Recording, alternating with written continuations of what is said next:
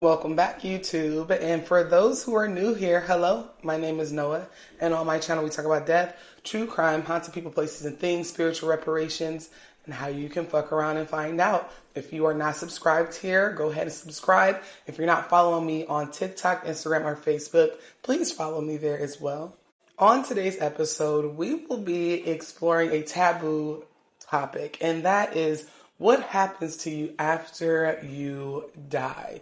Now, I know a lot of us have this pre-notion of heaven and hell, but is there really a heaven? Is there really a hell? So we'll be watching some TikToks of people who had near-death experiences, and they're going to teach us or tell us what they've seen. And as always, all the creators will be linked down below. This first video is of an elderly woman in the early 2000s who passed away, but then woke up in the morgue after being pronounced dead. And she experienced something that, y'all just look. Where were you when you woke up? I was in the morgue with all the dead bodies. On your trip to hell, you said you looked down and you saw hell. Mm-hmm. Describe what you saw. Ooh. Well, first of all, there was space everywhere, and it was all burning. And the flame looked maybe as high as this door. And then above that, the stench and the smoke was there. And these souls were up there above the flames. And they were begging for water and wanting to get out. They were very fascinating to me because of the dread I saw on their face. It was terrible. And the smell was what you wouldn't want. Oh my, the smell is terrible of hell. It's burning flesh, and yet it isn't burning. I don't know how to explain that any different. It's flesh burning. Were people screaming? Oh yes, and their tongues were hanging out, and they wanted to get out of there. They just said, bring me some water, something to quench this flame, being tormented. They were being tormented. Mm-hmm. Terribly tormented. Their tongues were hanging out, and some of their eyes looked like they were bulging out of their head, and they were just reaching up. They wanted some help. They wanted out of there, but there isn't any way out of hell. Once you get there, you're doomed. What, did you hear anything? Did anybody say anything in hell in particular that you can remember? Screams, just screams. Their whole body, or were they? Well, they were forms. Okay. I could see heads and faces and people with the expression in the eyes. Oh my, terror. Just they were. And I have some additional questions because, as all you guys know, I don't believe in hell, but I do believe in spiritual reparations. Okay? And I believe that this experience, and when people say they went to hell whenever they nearly died, is them paying reparations for something. Do I feel like whenever they wake up, they're going to go back to that space? No. But I feel like the good Lord will tell you, is this how you want to fuck around and find out? Because this is someone's old little nana. How did you end up in such a weird space? Because remember, this is in the early 2000s. She is clearly elderly and probably deceased at this point. So what was you doing during the civil rights era? During Jim Crow? What was going on? Y'all catch my drift. This next video comes from an account called Spirit Nuggets 5, and it is of a news interview of a neurosurgeon who died. And just listen to what he had to say. Here's a question. Do you believe in heaven? Various polls find that somewhere around 80% of Americans do. But a Harvard-trained brain surgeon wasn't so sure until he spent a week in a coma and came out with an incredible description of the afterlife. My co-anchor Terry Moran has a story. A mild afternoon in Lynchburg, Virginia, and Eben and Holly Alexander are at a high school soccer game cheering on their 14-year-old son, Bond. They are a perfectly ordinary American family with an extraordinary story. They have been touched by a medical miracle and maybe more. I mean, it was impossible after impossible after impossible. Eben Alexander, a Harvard-trained neurosurgeon who was a skeptic when it came to religion, survived a near-death experience, and he now carries the memory of what he says was a journey to heaven, a journey that all his scientific training cannot explain. On November 10th, 2008, Eben awoke with a searing headache. When his wife Holly checked in on him, he was having a tremendous seizure. And I said, say something. And he didn't say anything, so I called 911. Eben was rushed to the hospital where he worked as a neurosurgeon. The only word we could truly make out was help, and the rest of his verbalization was purely screaming. Eben Alexander had been stricken with an extremely rare and virulent E. coli meningitis infection that was ravaging his brain, plunging him into a coma. I mean, I was trying to die. In fact, doctors gave him almost no chance to live and told his family if he did survive, he'd be brain damaged for the rest of his life. His eyes were just off and cocked. It was just like no one was there. Eben believes Holly is right. He wasn't there. Did you go to heaven? Yes.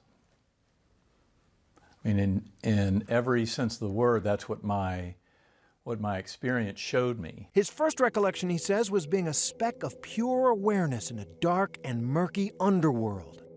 And then I was rescued by this beautiful spinning white light that had a melody, indescribably beautiful melody with it, that opened up into a bright valley. Just an incredible, rich, ultra-real world of indescribable complexity. God was there, he says, and he encountered him through an orb of brilliant light. He soared on the wing of a butterfly with a beautiful young woman as his companion, and the young woman gave him a message to take back from heaven. You are loved, you are cherished, there's nothing you have to fear, there's nothing you can do wrong. It's a beautiful vision, but heaven? A lot of people are going to say, Doctor, it was a hallucination. Your brain got zapped by this disease, all the wires got crossed, and you saw a girl on a butterfly wing, and you were spinning up in a melody. I know this was not a hallucination, not a dream, not what we call a confabulation. I know that it really occurred, and I know it occurred outside of my brain. So basically...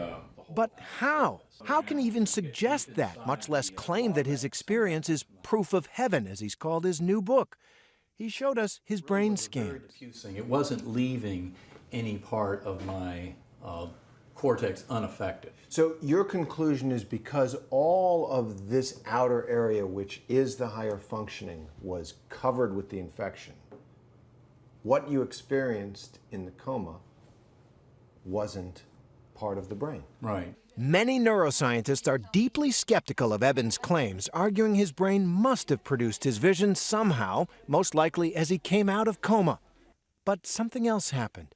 After he recovered, Eben, who was adopted, saw a picture of a sister from his biological family who died years ago, a woman he never knew. And I knew who my guardian angel was on the butterfly wing. It was the most profound experience I've ever had in this life. Your sister, by birth, and from a family that you didn't know because you were adopted, who died several years ago, who you had never met, you saw while you were in coma. Yes. And that was the key.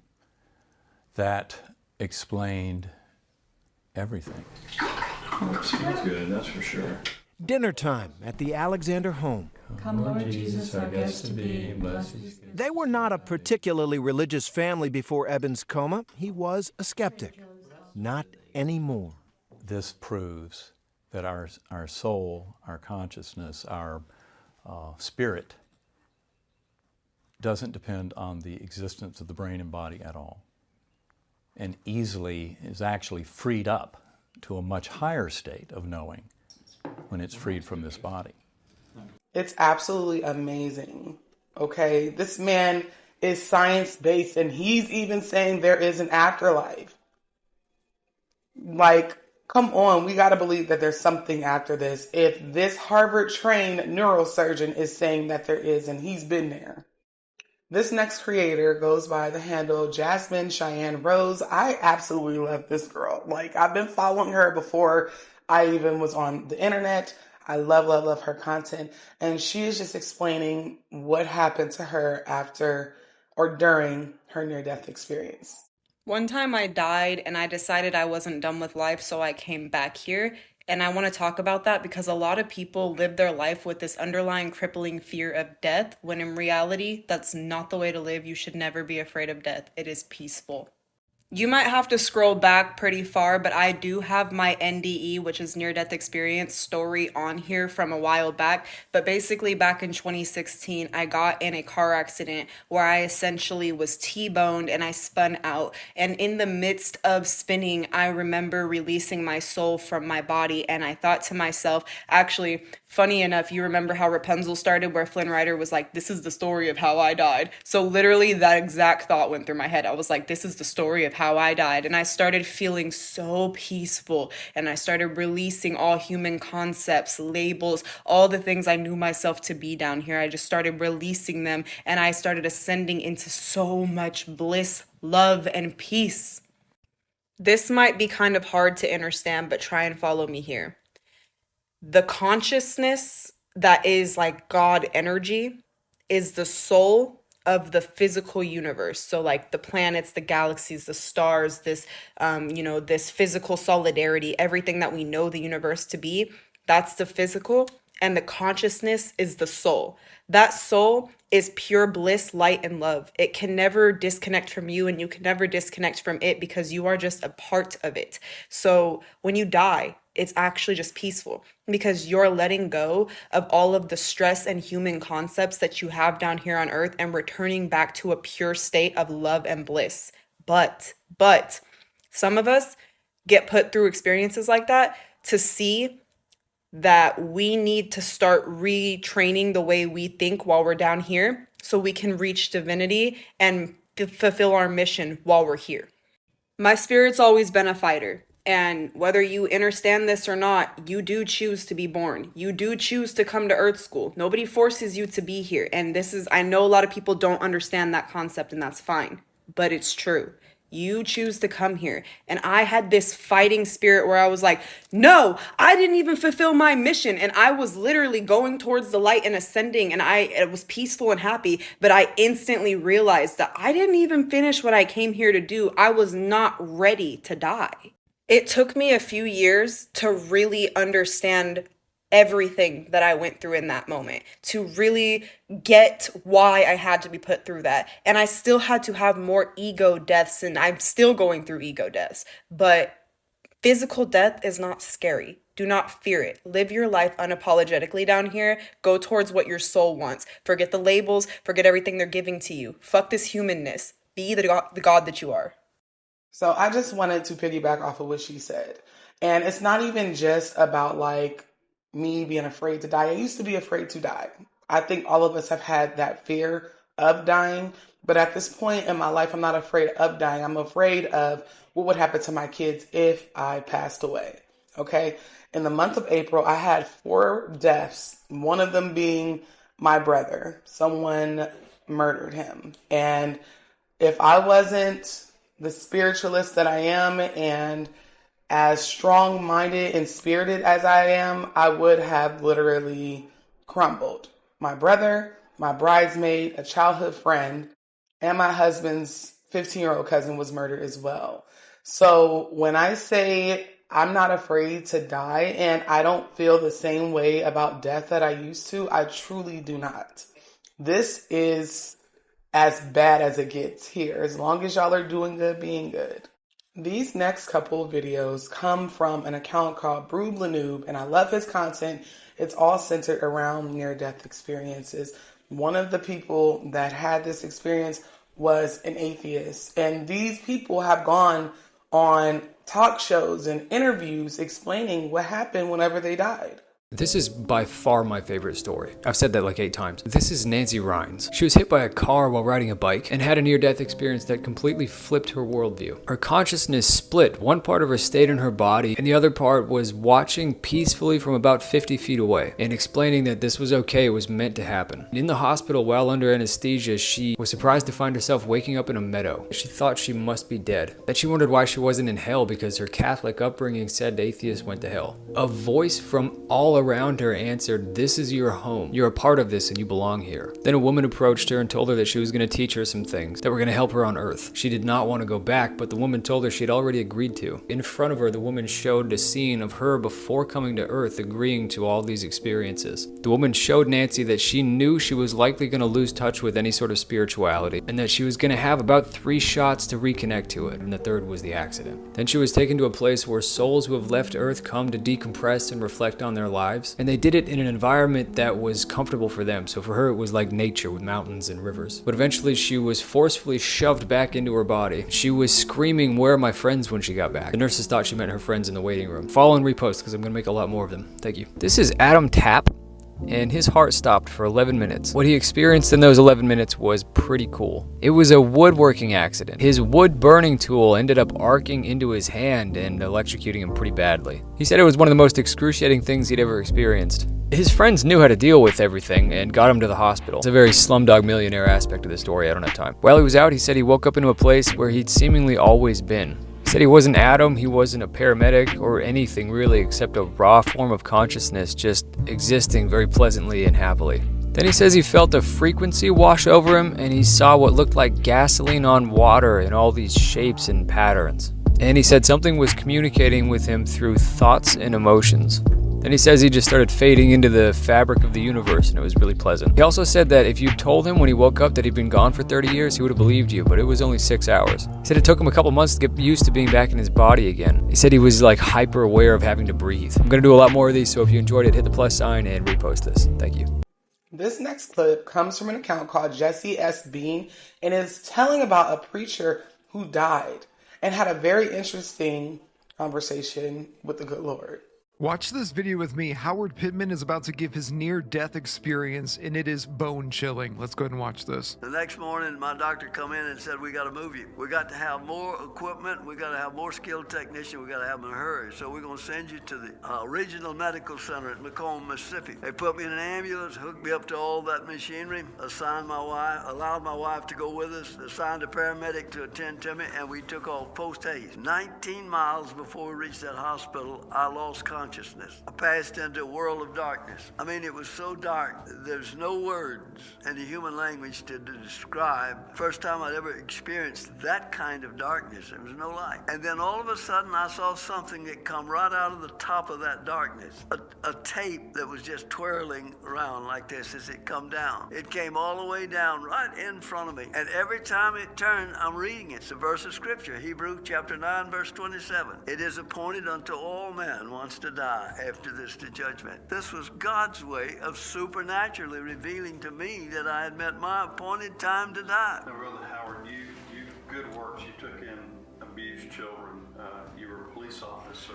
You served. But something happened where he said your works weren't acceptable to him. Well, when I stood before him to plead my case, see, the angels brought me there to plead my case because all the time I kept asking him, is he going to let me live? I knew that my spirit had crossed the veil. Flesh and blood can't go there. And I knew the only way I could come back, God would have to permit it. And I kept asking the angels every time. I still, no matter what I saw, I still was in love with this old piece of clay. Brought me to the gate. They wouldn't let me, I didn't go in. I came to the gates of the third heaven and they told me, I watched 50 saints being permitted to enter the gates of heaven, but they didn't let me go in. They said, they stopped me, the angel stopped me there and says, when I got to the gate, and he says, if you go in, you can't come out. You got to stay till he brings you back. I said, if I can't come out, then that means my physical life is over. And you told me I could ask him. Angel said, you can ask him, but you stand outside this gate and ask him. And so I did. I came and I was allowed to plead my case. total silence while I pled my case. I was telling him I reminded him of all my good works. I told him about all the things that I'd done, all the things that's what I was basing on my good work. I told him about all of that. And when he was never said a word till I finished. When I finished, then he answered me in a voice that sounded like thunder. He started, I'm going to try to quote verbatim exactly what he says. Your faith is dead. Your works are in vain. The life that you lived and offered to me as a life of Christian service is an abomination that I rejected in the Pharisee. What made you think I would accept it from a Laodicean type Christian? In fact, untold millions are living the same kind of life that you live, and they stand in danger of my everlasting wrath. Unquote, the living God. I couldn't believe he was talking to me. I'm a preacher. I'm a teacher. I just told him about all my good works, what I'd done, And I said, no, Lord, you don't understand. He said, you didn't do those works for me. You did them for a false God. I said, Lord, I worked for you. I called you Lord every day. Yes, you did, but you never made me Lord. What a difference. To call him Lord gives him a title. To make him Lord promotes him to ruler of life. Who is your Lord? But Lord, I was serving you. No, you wasn't. You served a false God. Then he named him Satan's #1 selling false God. SELF. Instantly, I knew everything he said was true. Had he reached down and picked me up and dropped me in hell, I would have said amen.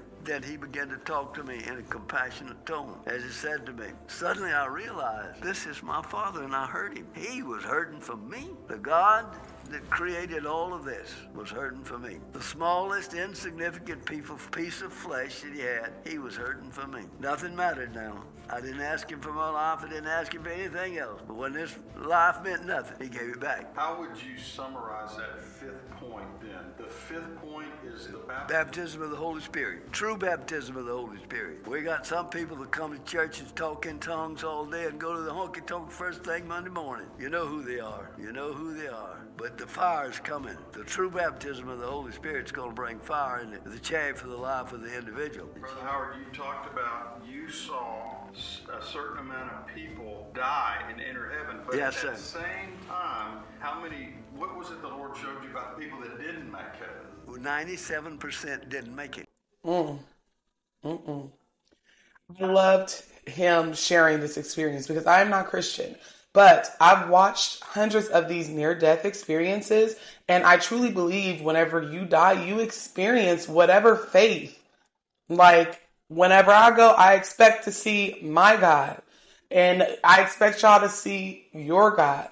But the fact that they all have the same message, which is don't be self-serving, don't be out here judging people, be good, do good. If you are going to do kind acts of service, make sure that they are coming from a good place. Ashe, amen, aibobo.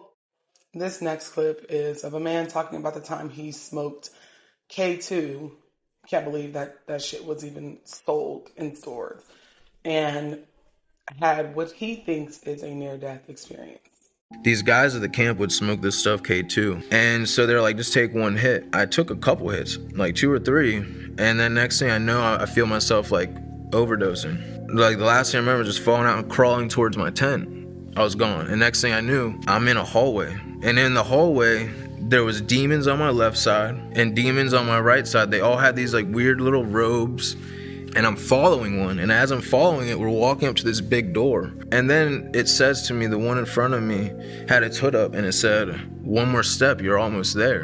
And when it says that, it turns around and has this big smile, and it all clicked, like what was going on. I said, oh, hell no. And I turned around. And when I turned around, I woke up and back on my tent, and I was just like soaking wet in sweat.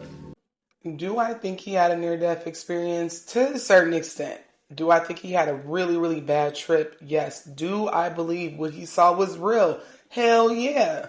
Absolutely. Because whenever you are doing something like that, okay, because K2 was sold in gas stations legally. Whenever you're doing something like that, it leaves your energy open for low vibrational D words. I'm glad he had enough consciousness to be like, I'm not going nowhere with you, brother. This next video comes from a creator named Michael Armstrong. I love his content, also following him way before I even started to make my own content. And he is explaining what happens after we pass, because he's read all the books and all the studies to ever exist. Trust me, go to his page. I will be linking it down below. But just listen to what happened whenever they put a bunch of people into hypnosis and they explain the near-death experience. Wait, so we actually now know what happens when you die? Yep. There were studies done where they brought people into hypnosis, and here's how they described what death is like. First, they would describe floating above their body and being a little bit shook. Like, wait, I'm dead? And they look down and they actually see their body. At this point, whatever their belief is very important, because if they believe death is absolutely nothing, they're gonna be a little bit confused. And the first thing they realize is that free will still exists in this sort of state. So you're still on Earth, you're just kind of floating around, which means that yes, most people go to their own funeral. They actually go to their memorial service and listen to what people have to say about them. Why? I mean, wouldn't you? If you had free will, wouldn't you be curious about what people were saying at your funeral? And because you have free will, you can hang out here as long as you want. But eventually, everyone goes through the infamous tunnel of light. The tunnel of light is described as a portal, almost like a highway into another dimension. And this other place that they go is described as the spirit realm. And this is where souls go after they pass away. A heavenly-like place, much, much better than Earth. And in fact, described as much more real than Earth. And the very first thing people do when they get there, party. They have this big old celebration with all their soul family, all these souls they've known for many, many lifetimes. They describe it as the most incredible experience they've ever had. In fact, while they're describing this experience, usually during hypnosis, they are literally crying. They're like, finally, I'm home. But on a side note, check out that spirit realm jean dress. Here's where things start to get interesting. Also have free will here, so you can do whatever you want. People are described as recreating their childhood homes and reconnecting with souls they've known for a really long time. There's also some intimacy, and I mean like much more than Earth. When you meet one of your soulmates, you can merge with them. You get all up in their business, think of it like the best hug ever. But here's the cool part. When you're doing this mergy soul hug, you're actually able to see their lifetimes. So it's like this intimate experience where you can like enter their consciousness. After that, they describe going to this library, essentially this place where they review their last life. Like, how did I do in my last life? Did I learn some lessons? Did I grow? Did I evolve? Did I not? Because there's a lot of planning that goes into each life, so now it's time to review it. They describe being able to open these books and you go into them. That's like a book of your life. And you can go to any point in your life, you can see it from above, or you can see it from your actual eyeballs, and you witness again to learn from it. When they're describing this part, it sounds like they're trying to describe technology that doesn't exist. Like if someone 2,000 years ago is trying to describe an iPhone or an airplane. So after this, maybe you do this again,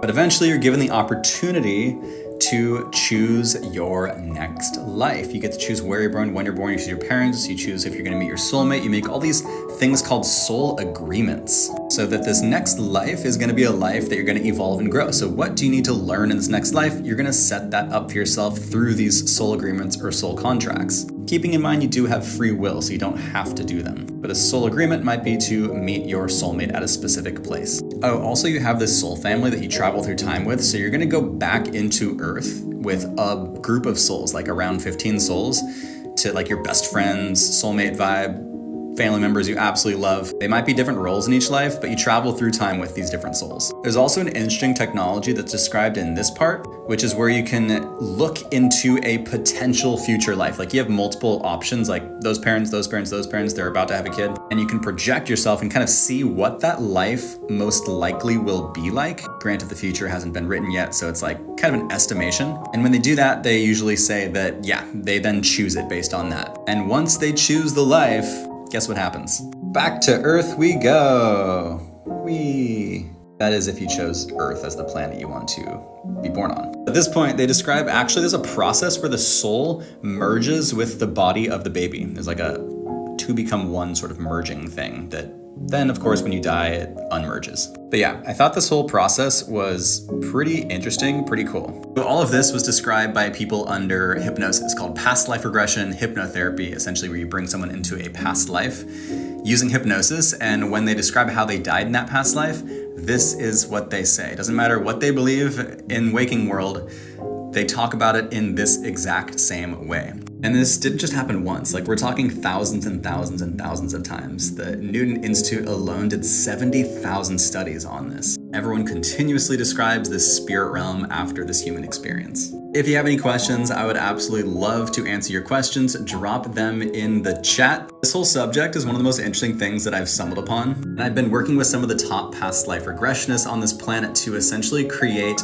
audio hypnosis versions of their past life regression sessions, so ones that you can do from home. If you're interested in doing that and learning about your own past lives, you can check out my free past life masterclass, which is on my profile.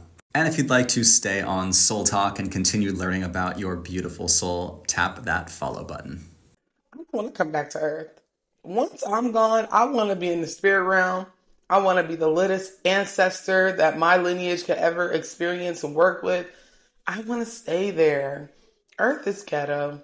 This next video is of a woman named Sherry Amy, and she literally died, and she is going to tell you what she's seen and felt when she went. I knew I was somewhere else. I knew I had died. I would say instantaneously, when I flatlined, I immediately crossed over into this other realm. And I remember my body just floating in like this white space. And I felt as light as a feather. I felt free. Yeah, it was pretty instantaneous for me. I remember 1 minute being in this world and the next minute being like, I died. I knew immediately. I was in this white space where I felt like I was formless, and I felt light as a feather. I felt free. And I remember feeling really free of the burdens of everyday life. Was there a feeling of panic at all? You know, like I've died. Oh my God, I've died. It was more, wow, this is so beautiful. Really? Yeah. You remember that? Absolutely. And was it one of those things where you were above the room? Like, where were you seeing? It wasn't like an out-of-body experience. I literally was in a whole other realm. So I was no longer in the physical hospital room. I was completely in another realm. I actually felt connected to my family on the other side, and I felt connected to the heavens. So there was no distinction of, okay, I'm dead and I'm in this other world. It was more, I just gracefully walked through this door and made this beautiful transition into another realm. She had a life-changing near-death experience during cardiac arrest when she was dead for 90 minutes. So Sherry, I know you said that in the moment, it felt like you did a life review. What does that mean? Yeah, it's funny because it actually wasn't just a life review of my current life. It was actually a life review of any experience my soul had ever undergone. So, which is so crazy. It was so crazy to me. Did you believe in past lives prior to that moment? I didn't think anything. I really didn't even know what a near-death experience was until I got back. So this was all very foreign to me.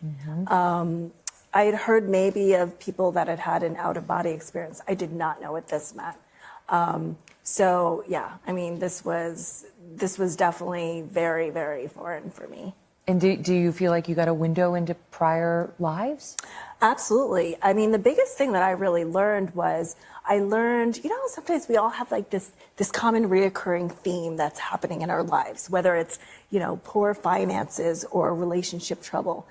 I got to learn during my lifetime reviews what that common theme was and actually how to clear it. Wow. Because what it happened was it was attaching to my soul during every lifetime. I'm sorry, but I believe that. I feel like that's part of karma. Yes. And that you keep getting the chance to get it right. Yes. And eventually, hopefully you do, and you move on to the next plane experience. I am definitely no longer afraid of death. And that was something that I had feared my entire life. Yeah. And what I learned is that that fear of death really prevents you from truly living.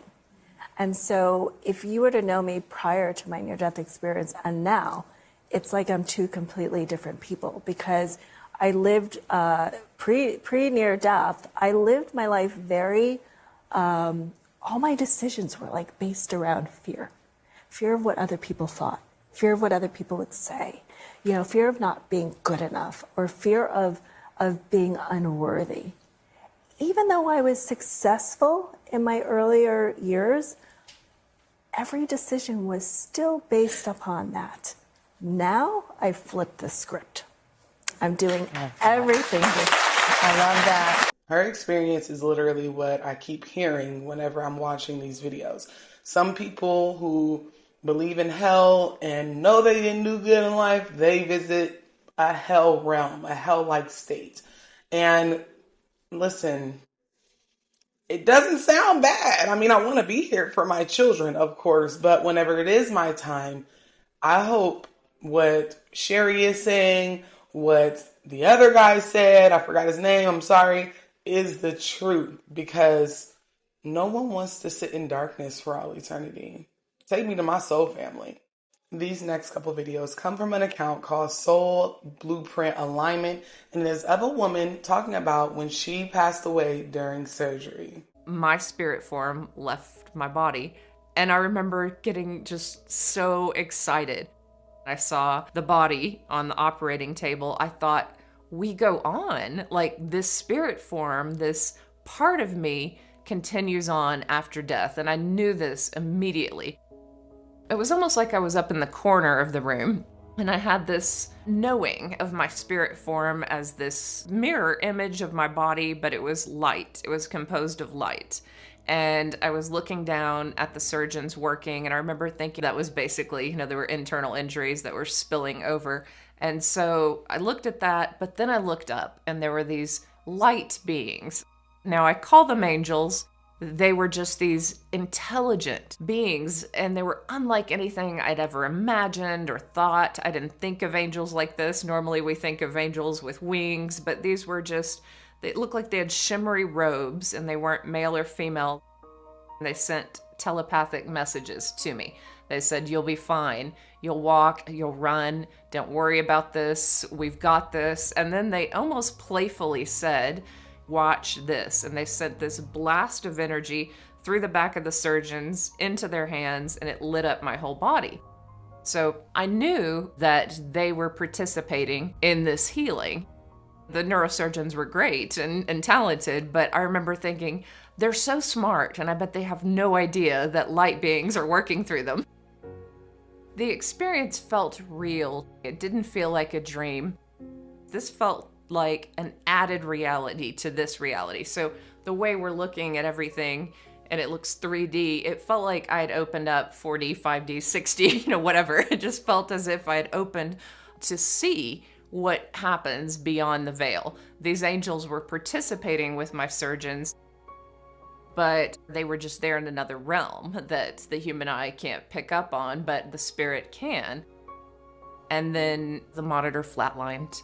And I remember thinking, I'm really dead now, so I don't want to see this. How are they going to revive me? So I left that room, and the spirit form can simply go through a wall. So it's like your consciousness decides what you want to do. And I was like, I will leave this room now as they revive me. And I saw my stepdad getting a candy bar out of a vending machine. And I thought, that's funny that he eats candy bars, because he's always bragging about what a vegan he is and a health nut and, all these things. And later I asked my mom if she saw him get a candy bar, and she said that at that moment, her and my dad were on their knees praying, and they were certain that I died in surgery. And then he came back in with this candy bar, offered them some of the candy, and made a joke. And I was like, well, I was dead at that moment, Mom. That's the moment that you felt I was dead, and I truly was. But I had no fear. And then I flew into the night sky, and I remember, like, we all want to fly. If you've ever had a lucid dream, you want to be a bird, you want to fly above everything, and you want to see the world. And that's how I felt. I felt as if I was just floating in this beautiful night sky. And I began to feel this connection to everyone I'd ever met. Sometimes near-death experiencers talk about a tunnel that they go down, but I was in the night sky, then very quickly I was just in the stars. And when I was in that place, I began to feel a deeper sense of peace because I felt this consciousness coming toward me that was like the light of God, perhaps. It was a light that was full of intelligence and peace and joy. These messages started coming toward me, and the messages are very simple. One was, love is all that matters. It's all that we take with us when we go. The other was, remind them to go to nature. And then I started to see little images of myself playing as a kid in nature and how happy I was. And then I thought, okay, maybe adults get too serious and we need to go play in nature more often. And then that light, I call it the light of God, showed me more of my life. There were some elements that I didn't like as much. They weren't the parts that most people would judge me for. It wasn't the drinking or the partying. It was when I judged people and when I was rude to someone. That's what God showed me was not right, because I wasn't looking at the heart of people. I wasn't looking at who they were inside. I was judging them based on where they went to college or what clothes they wore or if I deemed them cool enough to be my friends. And there was this one couple I worked with who actually prayed for me. They knew that I was depressed, and maybe they knew even that, there was something that they picked up on that their hearts went out to me. So they kept me in their prayers. Maybe they were even a part of why I didn't die with that suicide attempt. Their love was an observant love, but it was a love that participated in my life. And I saw, I missed out on some really good friendships because I was superficial and judgmental and lost in my own pain and darkness instead of looking at people around me. And I was like, I'll never do that again. And I'll always look, I promise, into the hearts of people. And that was my big lesson in the near-death experience. And then everything transitioned into this beautiful landscape where there's a quote that I love by Thomas More, and it said, "There is no pain on earth that heaven can't heal." And what I felt like is everything that was dead was now alive. So my grandfather showed up and he looked beautiful. He had died in his 70s, but in heaven, he just was glowing with light. My grandfather showed up and he looked beautiful. He had died in his 70s, but in heaven, he just was glowing with light, and he came towards me.